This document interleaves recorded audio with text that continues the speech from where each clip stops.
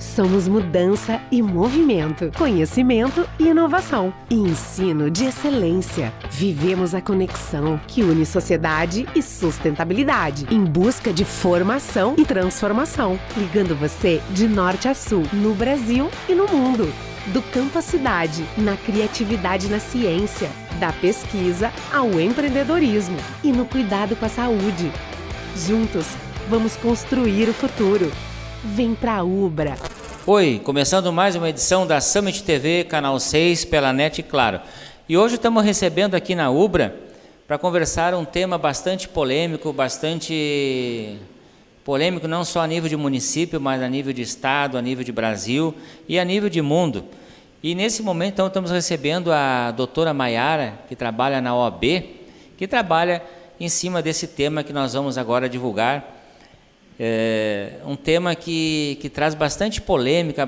Muitos pais ainda não compreendem como seus filhos estão nessa situação e como buscar recursos, né? Então nós vamos conversar com a doutora Maiara e Daniela Bittencourt, que é neuropsicopedagoga, né? A doutora Maiara é advogada e pesquisadora da área jurídica e vai bater um papo fundamental sobre esse tema, como eu disse, que vem ganhando cada vez mais espaço, que é a neurodivergência. Doutora Maiara, boa noite. Tudo bem, boa noite, Everton. Esse tema que a gente vai conversar hoje é um tema muito polêmico, né? A OAB tem a sua participação, a gente pode dizer, é dividida em sessões que cuidam desses temas, né? Uhum. E o que a OAB hoje trata, o que a OAB hoje faz em relação a esse tema, que a senhora pode nos colocar para os nossos telespectadores que estão nos assistindo e falar um pouquinho do seu posicionamento dentro da OAB. Certo. Boa noite a todos, né? Obrigada pela oportunidade de estar aqui. E hoje a OAB trabalha com comissões, né? A OAB está sempre muito envolvida com a comunidade, com a sociedade em geral e na defesa dos direitos, né? Então a gente tem uma atuação importante junto ao nosso município aqui, também tem a OAB a nível regional e nacional. E hoje, dentro dessas comissões, nós temos a comissão de neurodivergência, né, em defesa dos direitos das pessoas com neurodivergência. A nossa comissão, ela começou o trabalho em abril do ano passado, na verdade. Ela se chamava Comissão em Defesa dos Direitos das Pessoas com Transtorno do Espectro Autista e Deficiências Intelectuais. E de diversas formas nós fomos vendo qual era a necessidade do nosso município e nós fomos vendo qual era a necessidade das famílias e a gente foi provocando, né, o erário, né, a prefeitura, o município, enfim, para fomentar políticas públicas para essas pessoas, direcionadas para essas pessoas.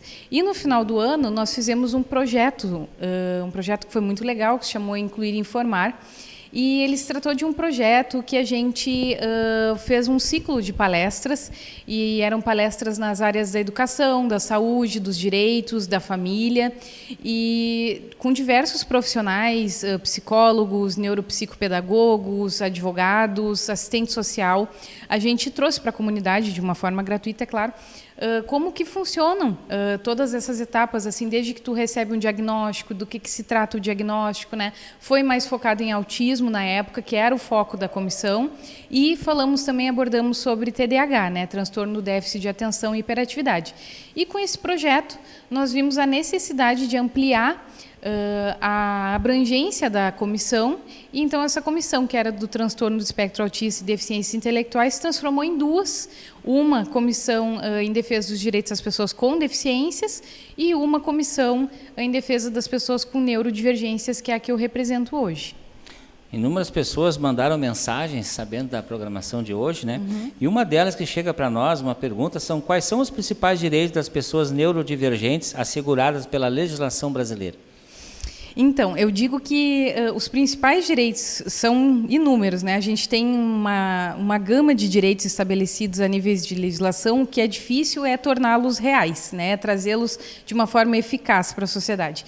Mas a gente tem a Lei Berenice Piana, que foi quem instituiu diretrizes de políticas nacionais sobre autismo. Temos a Lei Brasileira de Inclusão. E hoje o que a gente mais fala, que são os braços, assim, que as famílias têm mais dificuldades em implementar direitos, é na questão da saúde e na questão da educação, né? Questão da saúde, porque as pessoas com neurodivergência, seja autismo, seja TDAH, altas habilidades de superdotação, elas precisam de acompanhamento terapêutico, né? Precisam de acompanhamento de um médico, precisam de um acompanhamento de fonoaudiólogo, geralmente, terapeuta ocupacional, e essas pessoas precisam acessar esses tratamentos, seja via plano de saúde, ou quem não tem plano de saúde, seja via o Estado, né? Então, a gente tem esse desafio das pessoas acessarem os tratamentos, que é o mais importante, porque os médicos, os cientistas defendem a intervenção precoce, que é começar o quanto antes a tratar, né, os déficits, os atrasos, né, e desenvolver as potencialidades dessa criança, porque existem janelas de desenvolvimento. E quanto antes começar o tratamento, as respostas são mais rápidas e mais eficazes. E você acha assim que hoje o judiciário, com tudo que tem o judiciário, ele consegue lidar de uma forma preparada para atender justo as pessoas que têm familiares com essa deficiência? Honestamente, eu acho que a gente está em construção de algo, porque o que falta, tanto no judiciário, quanto na área da educação, quanto inclusive na área da saúde? Profissionais capacitados que entendam sobre neurodivergências, né? Que consigam ter um olhar individualizado para aquela situação. O que acontece hoje é que a gente não tem varas específicas no judiciário para tratar das ações de autismo, por exemplo, que são as ações que mais abarrotam, vamos dizer, as varas da infância e juventude, hoje em dia, que é a competência. Então, pensa que naquela vara da infância e juventude, em que são julgados atos infracionais, em que são julgadas diversas situações ali parentais, também são discutidas questões de autismo. Então, não é um profissional que é capacitado, especializado na área, e ele está tratando justamente desse tema, e por vezes a gente tem decisões arbitrárias que não trazem aquele olhar necessário para o que a pessoa realmente precisa naquele tratamento. Daí a gente tem uma maior dificuldade, assim, que é os médicos fazem os laudos, né, e eles recomendam as terapias, a quantidade de horas, os profissionais, a forma como vai se dar, o método, né, e chega no judiciário e o judiciário diz assim, não, mas eu não acho que isso é necessário.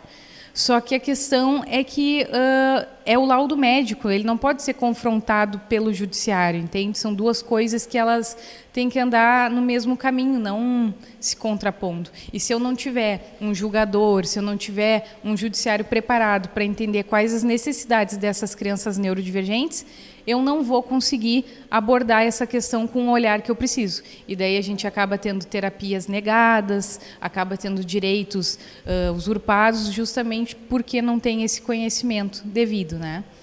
E também a gente vê muitos desafios por essas pessoas que elas enfrentam, né? Qual é os maiores desafios que a senhora viu ou vê hoje ainda das pessoas, principalmente com autismo, no seu ambiente de trabalho, na sua escola?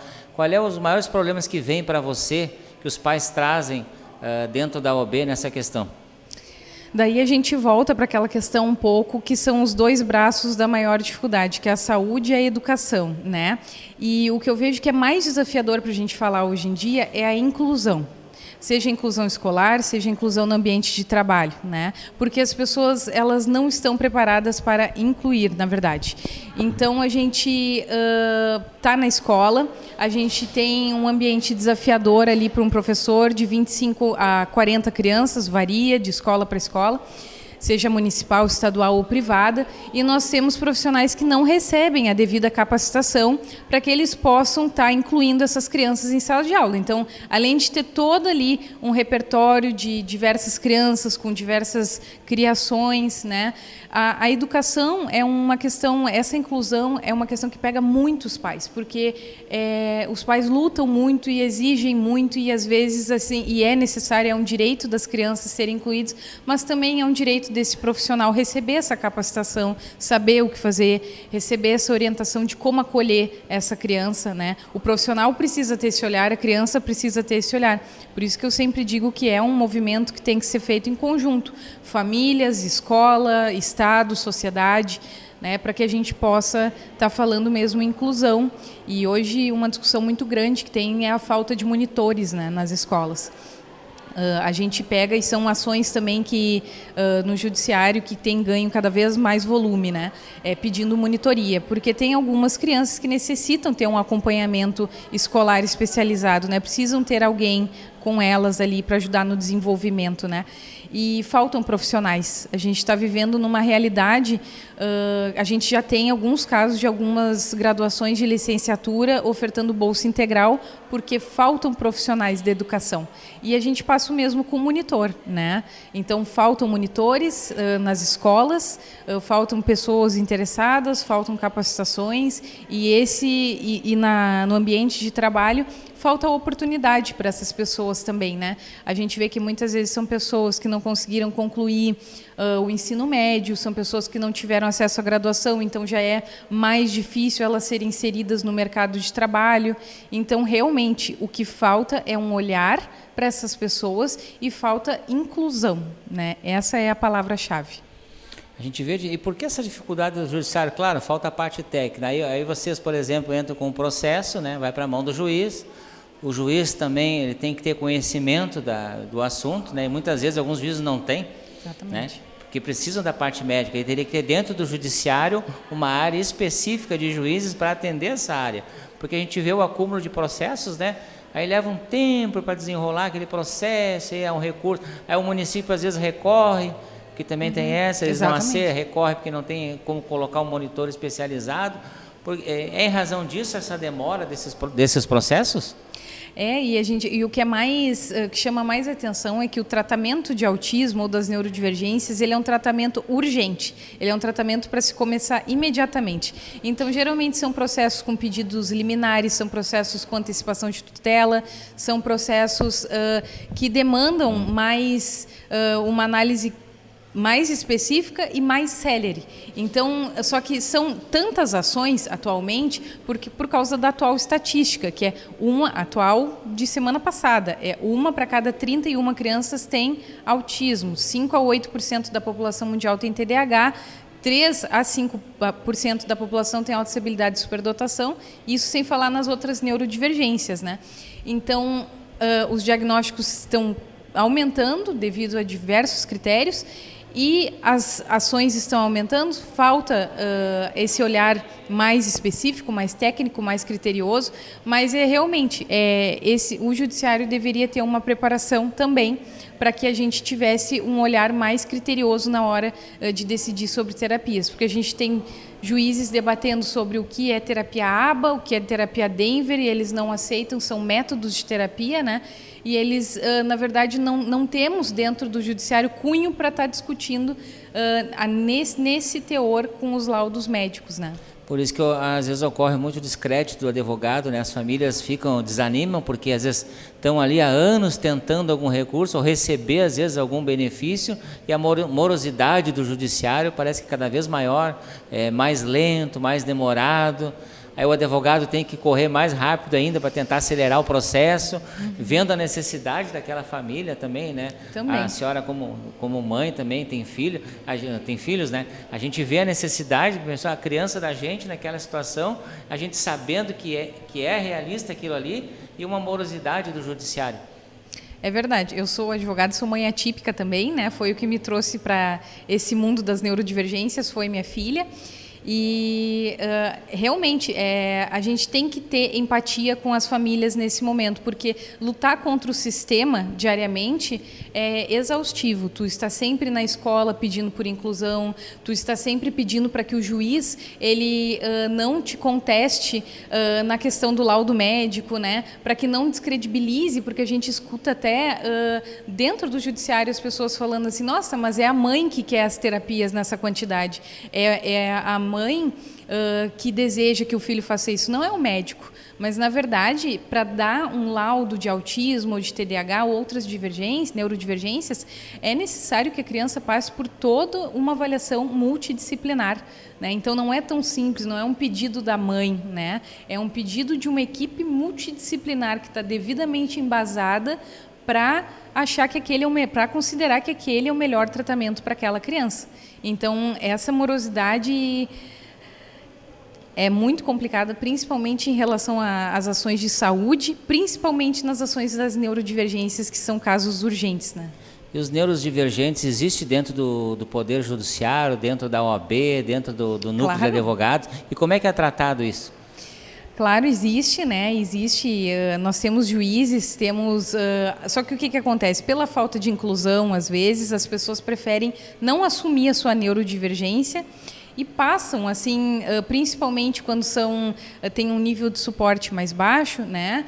E conseguem mascarar mais as suas características ali como meio de defesa até na sociedade, as pessoas preferem não assumir que tem um diagnóstico, né? Mas nós temos juízes aqui de Santa Catarina que fazem questão, inclusive, de utilizar aquele colar do quebra-cabeça, o colar do girassol, né? Que identificam as deficiências ocultas, né? Porque nas neurodivergências não há um estereótipo, como, por exemplo, há na síndrome de Down, né? Mas, então, as pessoas muitas vezes utilizam aquele cordão. E temos os advogados, temos juízes em todas as profissões, nós temos profissionais com neurodivergência. Isso é uma realidade hoje, né? A gente fala assim, não espere o autismo bater na sua porta para você se conscientizar, porque ele vai bater. Né? E são as estatísticas nos dizendo isso, né? Mas nós temos em todas as áreas, nós temos pessoas com neurodivergência. Vamos aos comerciais então e voltamos agora, logo após os comerciais, com o segundo bloco, falando especificamente sobre o autismo com a Daniela Bittencourt, que vai nos esclarecer algumas dúvidas dos nossos telespectadores. Vem pra Ubra.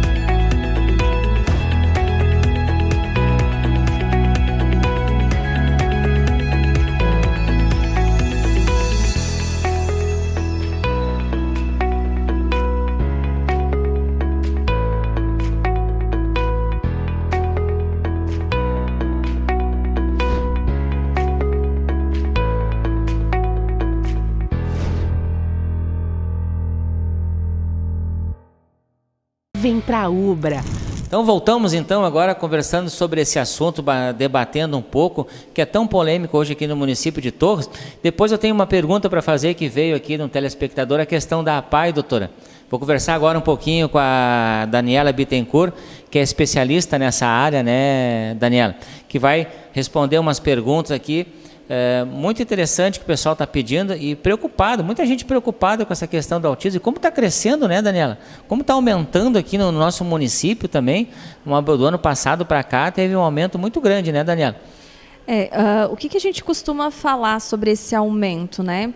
Na verdade, o autismo sempre esteve, ele nunca foi tão visto como agora. Então, a gente tem alguns fatores que explicam aí o aumento dos diagnósticos de autismo. Um deles é acesso à informação. Então, a gente, embora nós ainda precisemos de muito mais profissionais treinados e capacitados, não só relacionado ao autismo, mas a todas as neurodivergências, nós hoje temos acesso a conhecimento.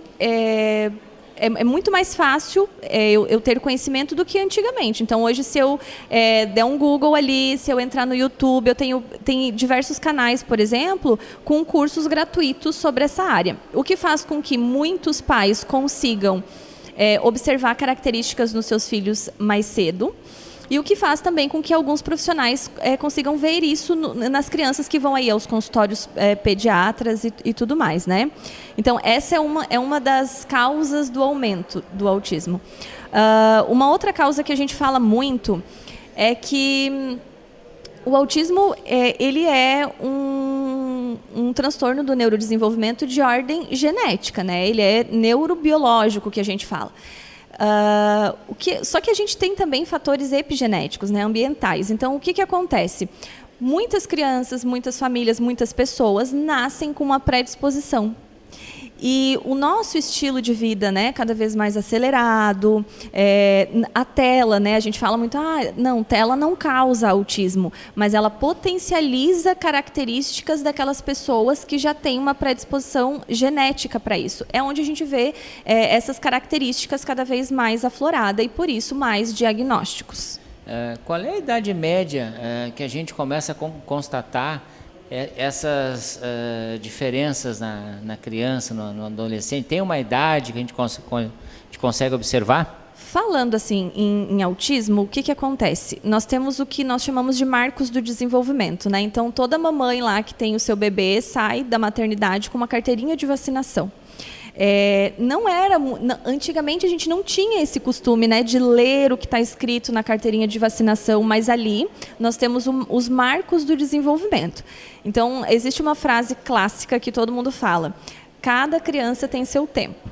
Sim, cada criança tem o seu tempo dentro de um período pré-estabelecido. Então, se espera que a criança fale num período estabelecido, que ande num período estabelecido. Quando isso ultrapassa, nós dizemos que ela já não está dentro desses marcos do desenvolvimento.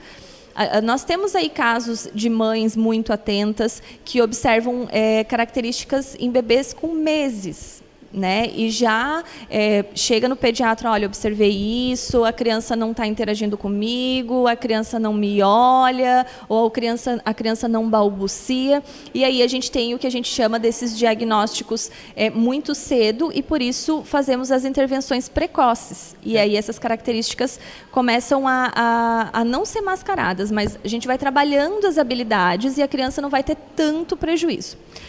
Você falou em habilidades ali, intervenções também.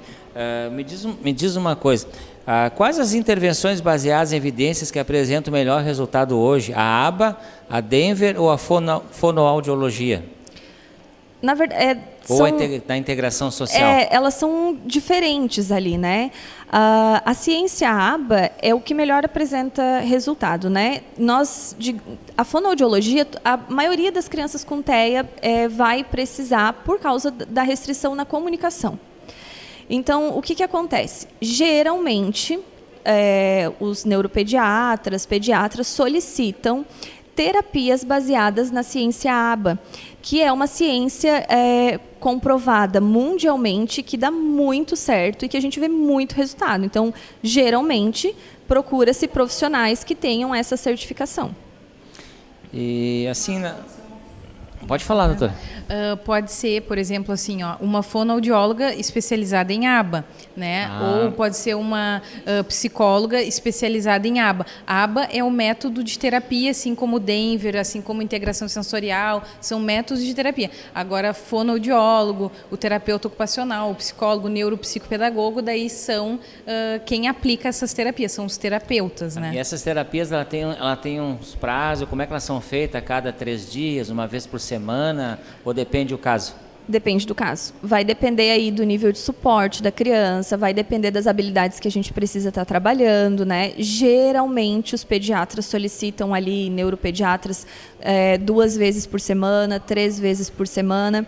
Isso dependendo, porque o que acontece? Dentro do autismo, por isso que a Mai falou, é um tratamento urgente.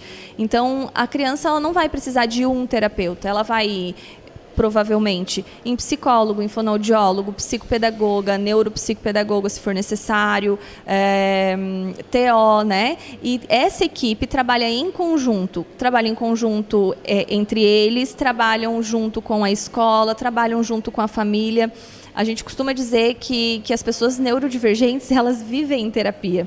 Em casa, dentro dos consultórios, na escola, né? E o que a gente realmente precisa é que quem está ao redor delas compreendam o funcionamento delas para que isso realmente seja efetivado. E assim, como é que a gente pode lidar com essa sobrecarga sensorial na escola, referente a barulho, luz, a rotina? Porque a gente vê que tem uma dificuldade, né? Como a doutora colocou antes, falta de capacidade dos próprios professores, que além de 25 alunos, ainda tem aquela criança autista e um monitor que não é especializado para tratar, ajudar aquela criança, né? Como é que fica essa questão? O que acontece? Hoje, quando a gente fala de educação, a gente tem que pensar aí, vamos pensar no nível macro que é Brasil, né?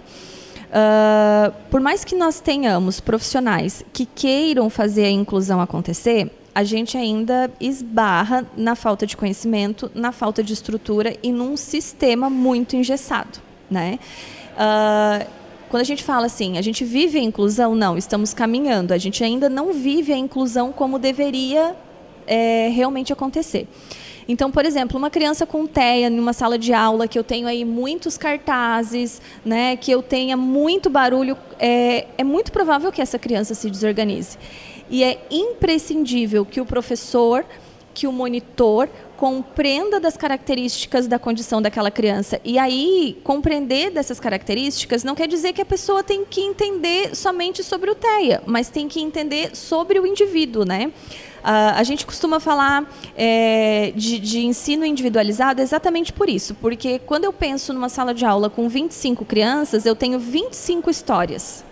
Né? Independente se essa criança é neurodivergente ou não, eu tenho 25 histórias, 25 cérebros que pensam de maneira diferente. E quando eu compreendo o funcionamento dessa criança, aí eu consigo fazer a inclusão em sala de aula. Aí eu consigo compreender, por exemplo, que uma dinâmica com balão não é o ideal para uma criança que tem TEA, porque nós vamos estourar o balão. Então, eu troco essa dinâmica por uma dinâmica com uma caixinha. Né? Essas adequações precisam ser feitas todos os dias dentro da sala de aula, mas para que elas sejam feitas, a gente precisa de profissionais capacitados. A gente nota em sala de aula, alguns pais, eu converso com alguns pais também, a gente nota que, por exemplo, o aluno autista, outras especialidades, ele não se adapta à educação física, mas ele gosta de matemática. Ele não se adapta em português, mas ele gosta de história. A gente não vê assim vamos também falar com a questão jurídica, né? De ver um projeto, alguma coisa que separe, não separar esses alunos, mas se ele não gosta de educação física naquele momento, então vamos levar ele para a sala de matemática. Entendeu? Ele não deixa de aprender. Aí vem, não, mas aí tu está separando o aluno. Eu acho que não seria, na minha opinião, não seria separar, posso estar errado, mas sim dar continuidade no interesse daquele aluno, porque ele é diferente dos outros alunos. Ele não vai se adaptar a correr, brincar, mas o autista, por exemplo, ele vai se adaptar a números. Ele pode gostar da matemática. Não haveria uma necessidade também a pergunta a você, a doutora, de criar um projeto, entrar com um projeto, um recurso, que a gente possa... aí precisa a pessoa habilitada e a pessoa profissional, né? Analisar isso aí e dar continuidade àquele conteúdo, já que falam tanto em inclusão entre aspas, né? Dar continuidade àquele aluno à matéria de uma forma que ele não se sinta prejudicado, né? E aprenda, né? Porque é uma maneira diferente. Seria um exemplo, né, doutora, também? O que acontece? Se eu pegar uma criança típica, que a gente fala, né, neurotípica, ela também vai gostar mais de uma matéria do que de outra, né? Eu, por exemplo, na escola nunca gostei de matemática, eu preferia língua portuguesa e também fugia da educação física. Mas a gente sabe que em todas as disciplinas vão ter habilidades que vão ser essenciais de serem trabalhadas e desenvolvidas. Então, sim, para que a gente inclua, a gente precisa que essa criança participe de todas as atividades propostas. O que a gente precisa pensar é por que ela não gosta da educação física? Qual é a atividade que está sendo proposta que faz com que ela se sinta inabilitada de participar daquela aula? A partir do momento que eu consigo verificar isso, eu transformo a aula e faço com que esse aluno se sinta pertencente. A partir do momento que o aluno está pertencente, ele vai gostar da aula, né? Eu costumo dizer, voltando para a matemática, que eu nunca gostei, que no ensino médio eu tive um professor maravilhoso aqui de Torres, né, o professor Assis, e que ele entrava dentro da sala de aula só com um caderno de chamada e ele fez eu amar a matemática no ensino médio. Hoje eu gosto? Não. Mas naquele momento, ele me olhou de uma maneira diferente e explicou para mim de uma maneira que eu compreendesse e eu me senti pertencente. Então, é esse olhar que a gente precisa que os professores tenham em alguns momentos. Só que isso só vem por meio de uma mentalidade inclusiva. E mentalidade inclusiva a gente só desenvolve com conhecimento. E aí a gente esbarra na falta de capacitação desses profissionais. A gente teve uma pandemia onde houve um aumento grande, né, doutora Maria, de crianças, adolescentes com depressão também, né, Daniela? E você notou um aumento, você trabalha mais específico, vocês que trabalham nessa área, vocês notaram um aumento crescente dessas crianças especiais depois da pandemia? Não, eu acredito que durante a pandemia a gente teve muito tempo para pesquisa. Né? A gente usou muito ócio, a gente teve uma explosão do uso de telas aí também, as pessoas interagiram menos, aí você imagina uma pessoa que já tem uma predisposição para o autismo, vamos supor, e ela não é estimulada a interagir, foi isolada. Então, cada vez mais, ela fica no casulo e ela não vai desenvolver a habilidade da interação, que é o que a gente precisa. E a gente tem grandes personalidades autistas, né? Médicos, cientistas, e a maioria deles, por incrível que pareça, são autistas, né? Desenvolveram essas habilidades, eles desenvolvem uma habilidade mais profunda, eles têm um lado diferente, né? Não sei se é a questão da parte do cérebro da gente, como é que funciona nessa parte, mas a gente nota que as grandes personalidades, até que já partiram, né, foram autistas. A gente descobre depois, com o tempo, o Einstein era autista. É que tem uma coisinha dentro do autismo que se chama hiperfoco, vamos dizer assim, uma coisinha, que é quando a pessoa tem muito interesse naquele assunto, ela tem uma tendência a aprofundá-lo de uma maneira muito intensa, né? Então, acabam que escolhendo uma área de interesse, a gente tem exemplo de um corredor de MotoGP, que ele tem autismo nível 1 de suporte, e ele é vencedor mundial hoje em dia. Por quê? Porque ele tinha hiperfoco em motos quando ele era criança e ele desenvolveu isso, os pais sempre apoiaram e ele conseguiu atingir, hoje ele é campeão mundial.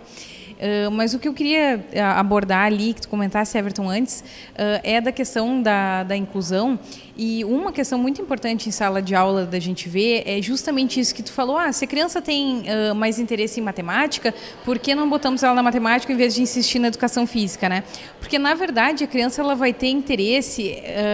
a área é muito geral e possivelmente ela tem algum interesse em alguma coisa. A gente só precisa parar e analisar no que exatamente ela tem interesse. Porque se eu faço esse movimento, né, de puxar essa criança para deixar ela separado, também eu posso estar excluindo ela. Então, isso é uma linha tênue que a gente tem que ficar atento. E, para isso, a gente faz um documento dentro da escola que é extremamente importante, que é o PEI, que é o Plano de Ensino Individualizado.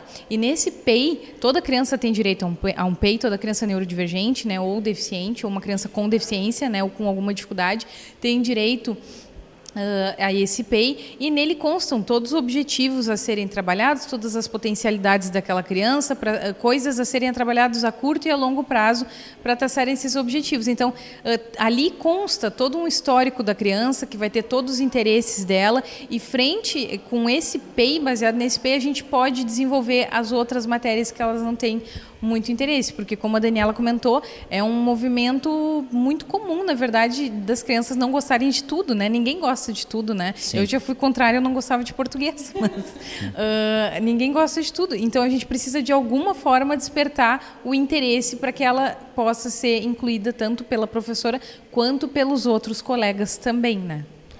Vamos aos nossos comerciais e depois a gente volta falando um pouquinho sobre o STF e uma jurisprudência que saiu em relação a essas crianças especiais. Vem pra Ubra. Estar conectado vai muito além da tecnologia. É sobre estar pronto para viver cada momento ao máximo. Yasmin, surfista profissional, sabe que cada onda é uma oportunidade e, para isso, ela precisa de uma conexão de verdade. Com a Digitotal, ela acessa informações precisas e se prepara para o momento perfeito. Porque conexão de verdade não é sobre velocidade, é sobre estar presente nos momentos que importam.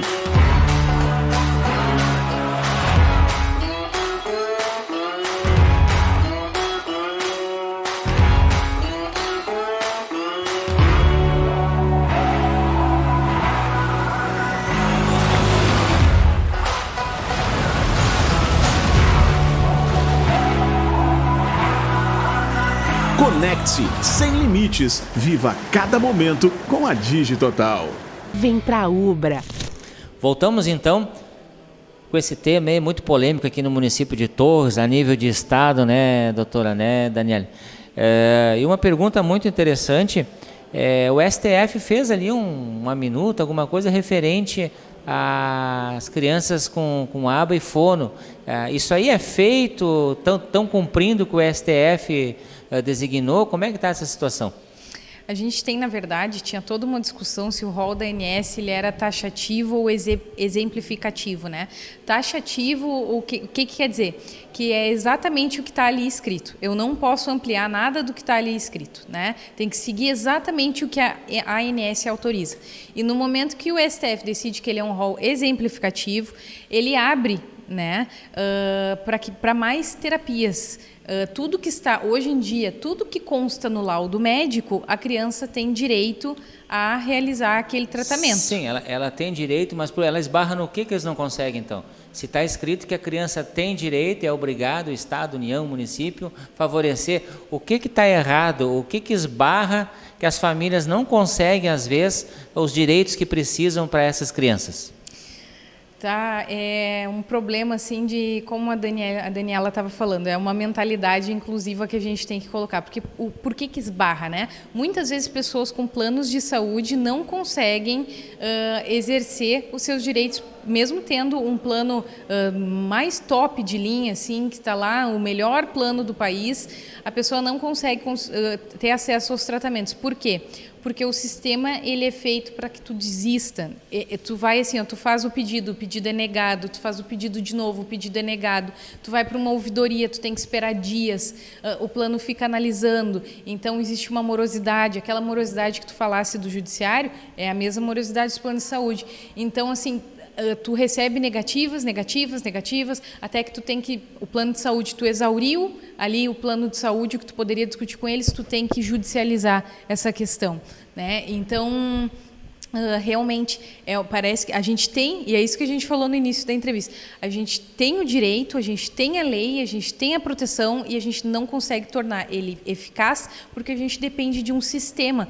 E se o sistema dos planos de saúde, que já vai para uma área que não é só o cidadão, é uma área do consumidor, né? Se a gente não tiver essa mentalidade em relação ao direito do consumidor, e essa mentalidade, esse acesso, ele nunca vai alterar, as pessoas nunca vão alcançar, né? Então a gente realmente precisa fazer esse movimento e junto com o Estado é a mesma coisa.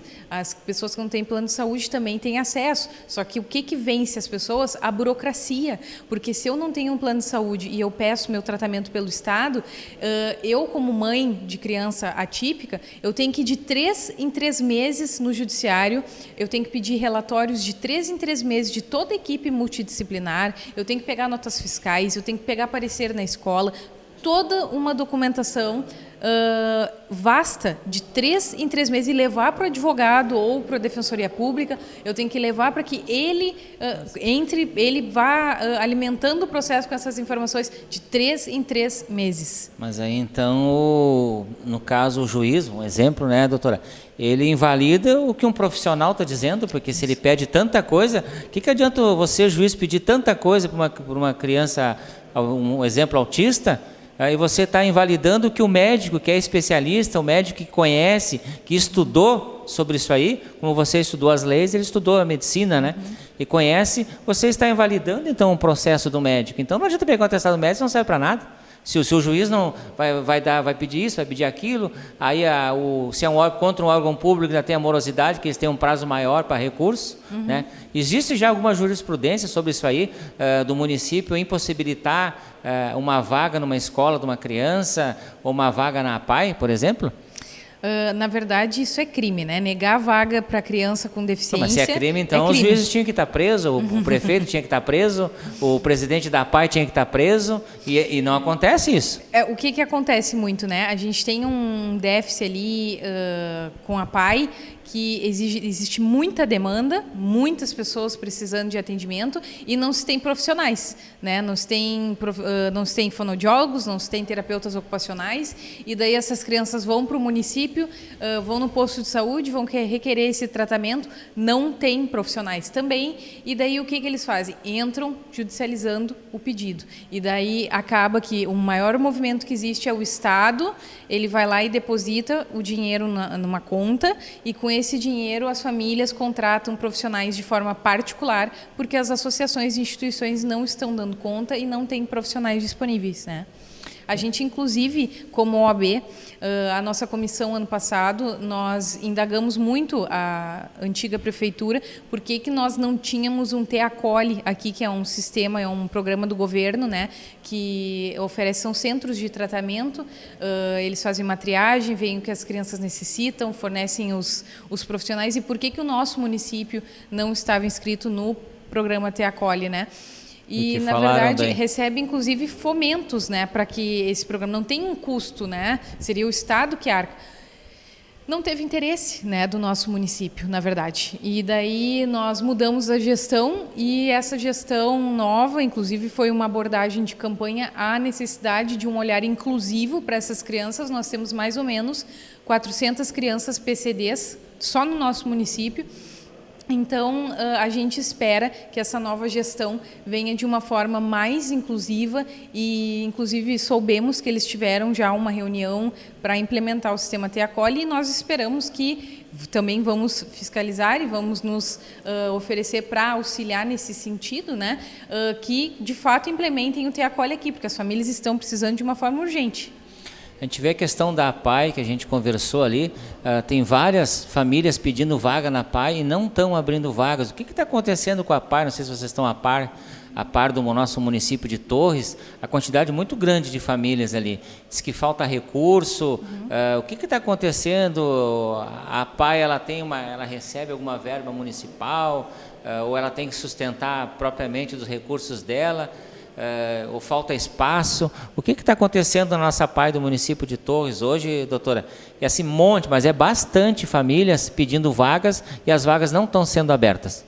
É falta de profissionais, né? A APAE, na verdade, ela é uma associação, ela faz parte do terceiro setor, então ela depende também de recursos, ela depende de emendas, ela depende de verbas parlamentares para que ela possa exercer as suas funções, né?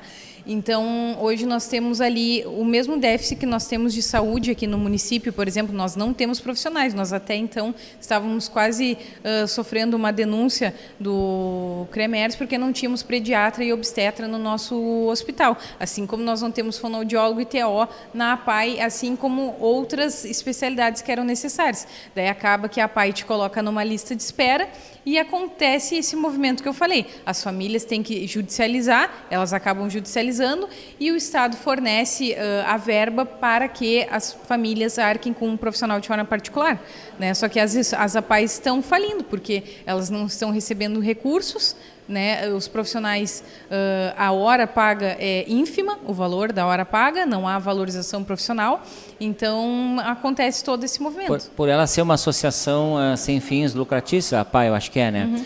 O Fundeb, que é um órgão da educação, que nem Torres, esse ano aqui, 84 milhões de reais deve chegar para a educação. Não tem como, de repente, os vereadores, que estão interessados, que são os vereadores, né, eles pegar e formar uma lei, alguma coisa, dentro do município, alguma verba da prefeitura que ajude a APAE, porque ajudando a APAE também está ajudando essas famílias, doutora. Sim, eles estão, na verdade, esses vereadores, os deputados, né, eles podem pedir emendas parlamentares, né, e direcionar essas emendas, que são valores que eles recebem, que são destinados a esses serviços públicos. Então, eles podem solicitar essas emendas e direcionar para as APAEs. Temos também o Somos Aldeia, que é outra instituição, temos a ADET, que é a Associação das Pessoas com Deficiência. Na realidade, é projeto, o que falta, né, é projetar num ano. Quem é presidente de uma associação tem que fazer o seu projeto, a sua associação, e tem que ir atrás de verbas e fazer o gasto e procurar esses vereadores para destinar essas emendas. Exatamente. Façam seus projetos, procure o presidente da casa, que é o Igor, que também vai ajudar, eu sei que ele vai procurar ajudar. Entreguem a ele o projeto dos gastos que vocês vão ter durante o ano e o gasto que vai ter para essa entrada desses alunos novos na APAE, para poder ter recursos, né? É porque a APAE atua de duas formas, né? Ela tem a escola, né, de educação especial, e ela tem os tratamentos. Então, ela atua, assim como escola, ela atua também na parte terapêutica. Então, realmente é uma instituição diferenciada, necessária e que precisa desse olhar. Eu acho que tem alguma coisa errada aqui no nosso município de Torres. Vamos ter que reaver algumas coisas aí, porque é impossível vocês, gestores das gestões passadas, até hoje, não se dedicarem junto com o diretor da APAE, fazer um projeto e ver a quantidade. É só fazer um levantamento, vão ver a quantidade de crianças que necessitam desse atendimento na APAE e vamos abrir essas vagas. Outra coisa interessante que a gente nota da escola, falar com a Daniele, né? Daniela, as crianças vão estudar história. Vamos supor, eu estou estudando história, ela é uma criança autista. Aquele conteúdo que eu estou estudando aqui não é o mesmo conteúdo que a criança teria que estudar. Não tem uma forma de conseguir um material diferente para essas crianças se adaptarem a esse estudo, porque não há condições, pelo pouco que eu entendo, né? Uma criança, vamos pegar o autista, a criança autista, olhar o mesmo livro que a criança está olhando ali. Não seria necessário de exigir um material diferente e fazer alguma coisa diferente para a criança? Depende. Nós temos crianças aí, por exemplo, autistas, que a gente não tem uma dificuldade cognitiva, né? Então, temos crianças com uma capacidade de compreensão para utilizar o mesmo material, por exemplo. Mas temos crianças que não. Hoje ainda discutimos sobre isso em uma escola, da gente conseguir compreender qual é a habilidade dentro da sala de aula que eu preciso desenvolver nessa criança, né? Vamos pensar no seguinte: uma criança em matemática está lá no 6º ano, vai estudar a fórmula de Bhaskara. Mas o que ela precisa para a vida diária é compreender adição, subtração, sistema monetário. É isso que ela vai usar na vida diária. Se ela não compreende adição, por que eu estou ensinando fórmula de Bhaskara? E aí, para isso, a gente precisa do PEI. A partir do momento que a escola organiza o PEI de cada criança, e o professor consegue flexibilizar esse conteúdo e consegue colocar também nesse documento qual o material que precisa ser utilizado para as aulas com aquela criança, para desenvolver as habilidades naquela criança. A gente tem aí a BNCC, que seria o currículo, né, com habilidades para cada ano do ensino fundamental, do ensino médio, e aí você pega a BNCC e eu preciso desenvolver uma habilidade, por exemplo, de leitura. Só que eu tenho uma criança que não vai conseguir desenvolver essa habilidade de leitura porque ela não está alfabetizada, porque aí a gente tem uma questão cognitiva também. Eu vou como trabalhar a leitura com essa criança se ela não está alfabetizada? Eu vou lá no PEI e eu vou flexibilizar, eu vou diminuir a complexidade da habilidade. Então, eu preciso primeiro alfabetizar. Então, no lugar de eu falar leitura com fluência, eu vou colocar no PEI que eu espero que essa criança reconheça as letras do alfabeto. Eu diminuindo a complexidade lá naquele documento, eu consigo ter o material adequado para essa criança. Tu falas dos livros, né? Porque são materiais engessados que são trazidos aí pelo poder público, né? Pelo Estado, pelo município, né? Nas escolas particulares a gente também tem apostilas, livros que são mais engessados e que não são adequados para essas crianças. É complicado para o professor, e a realidade a gente vive na educação arcaica lá do nosso tempo de magistério, né, do tal do construtivismo, que até hoje é só no papel. Aí vem aquele cara e diz que tem que ser educação assim, que ele era um revolucionário. Isso não nos ensinaram na escola, né, doutor? Que ele era um revolucionário que nos ensinou o que era construtivismo, e a nossa educação foi ocupar isso aí. Então, eu digo, a gente vem de uma educação arcaica, e se nós não mudar, nós temos professores muito bons, doutoras, professores de talentos, que às vezes não conseguem desenvolver o seu talento na sala de aula em razão de várias coisas que acontecem dentro da escola. Então é complicado e complica principalmente tratar essas crianças. Nós precisamos de professores especiais, nós precisamos aí que o prefeito eleito agora tome providência, sim, fiscalize. Precisamos que esses vereadores tragam emenda para a APAE, porque não é 1, 2 ou 3 famílias, são mais, eu acho que são quase 2.000 vagas, que tem 1.000, acho que Mais ou menos é isso aí que me passaram, né? Então é muita vaga, prefeito. A gente precisa que a prefeitura trabalhe em cima disso e cada vez a tendência é aumentar mais. A Summit TV, Canal 6, transmissão ao vivo aqui de Torres, agradece a participação da senhora, né? Representando a OAB, e a senhora representando toda essa habilidade que a senhora tem em tratar as crianças. E deixe um agradecimento aí, uma palavra final para esses nossos telespectadores que estão nos assistindo nesse momento.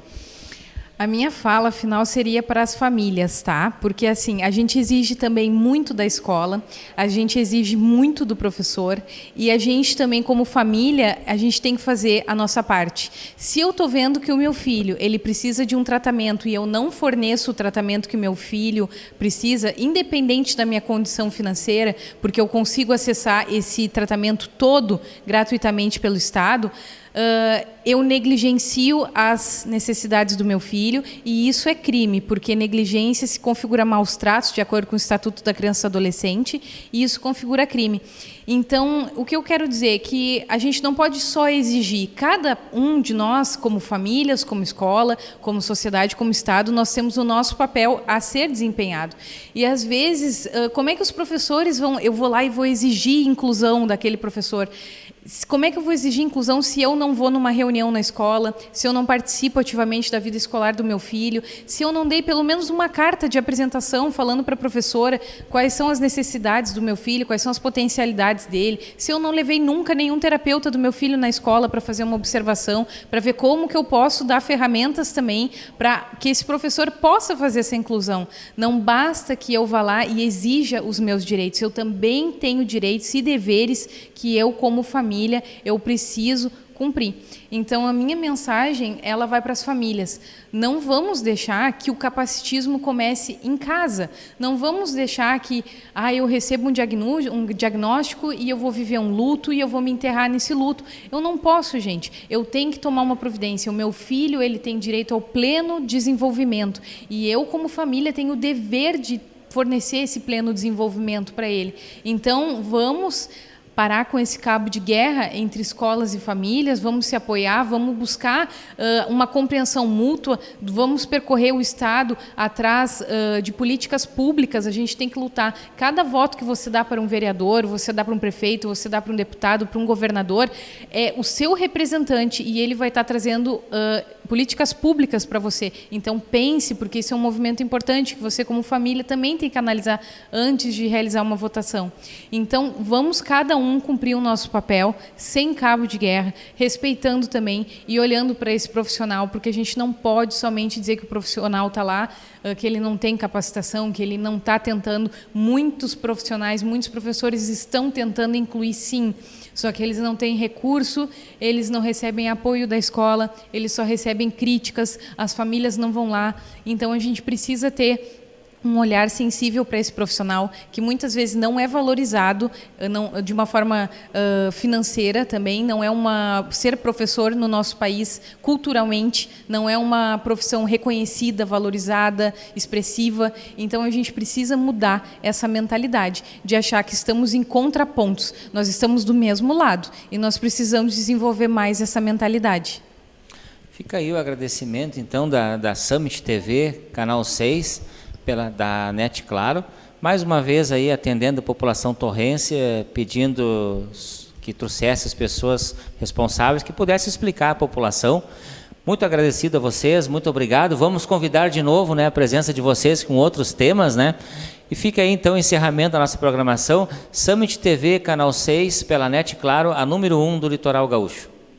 Somos mudança e movimento, conhecimento e inovação, e ensino de excelência. Vivemos a conexão que une sociedade e sustentabilidade, em busca de formação e transformação, ligando você de norte a sul, no Brasil e no mundo. Do campo à cidade, na criatividade e na ciência, da pesquisa ao empreendedorismo e no cuidado com a saúde. Juntos, vamos construir o futuro. Vem pra Ubra!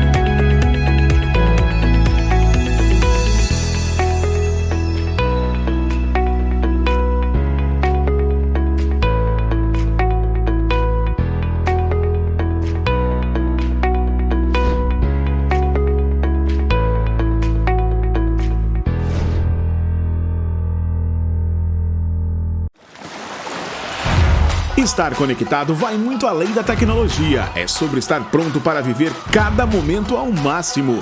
Yasmin, surfista profissional, sabe que cada onda é uma oportunidade e para isso ela precisa de uma conexão de verdade. Com a Digitotal, ela acessa informações precisas e se prepara para o momento perfeito. Porque conexão de verdade não é sobre velocidade, é sobre estar presente nos momentos que importam.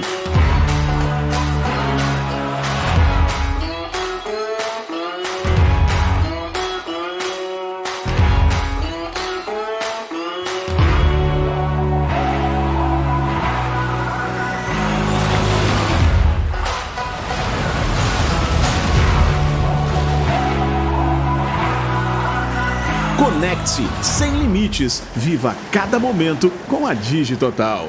Aqualoucos no inverno e no verão.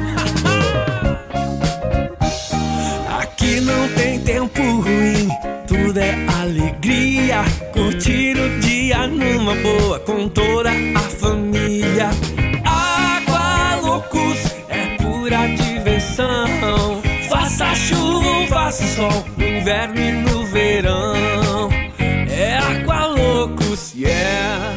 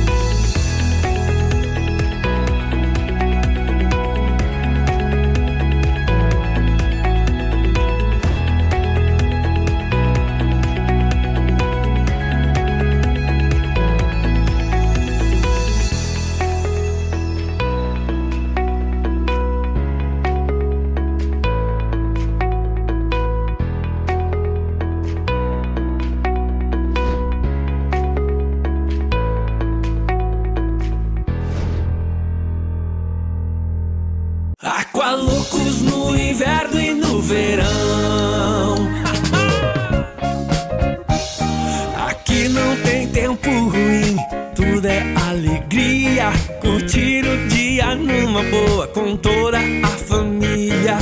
Aqualoucos é pura diversão. Faça chuva ou faça sol, no inverno e no verão.